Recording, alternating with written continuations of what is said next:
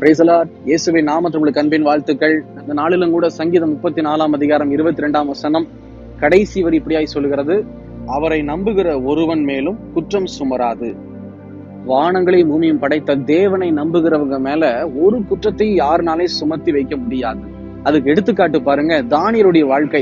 தானியேல் மேல நிறைய குற்றத்தை வைக்கும்படி வகை தேடினாங்க. ஆனா தானியேல் மேல ஒரு குற்றத்தையும் வைக்க முடியல. அது மாத்திரமா, யோசேப்பு மேல பாருங்க, தவறான குற்றத்தை ஏற்படுத்தும்படி இதோ அந்த பெண் செய்கிற ஒரு காரியத்தை நிமித்தம் ஜெயிலுக்கு போறாரு.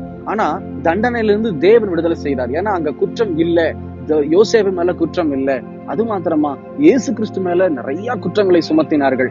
ஆனா இயேசு கிறிஸ்துவை தண்டிக்க வழி இல்லாம பிலாத்து என்ன செய்யறாரு, கைய கழுவிட்டு இந்த மனுஷனிடத்து ஒரு குற்றத்தையும் நான் காணலன்னு சொல்லி தண்டனை கொடுக்க வேண்டிய மனிதன் கைய கழுவிட்டு வெளியில போறார். இது எதனால உண்டாச்சு? அவரை நம்புகிற ஒரு மனுஷனையும் கர்த்தர் கைவிடுவது கிடையாது. உங்க மேல குற்றத்தை சுமத்தி இருக்கிறாங்களா?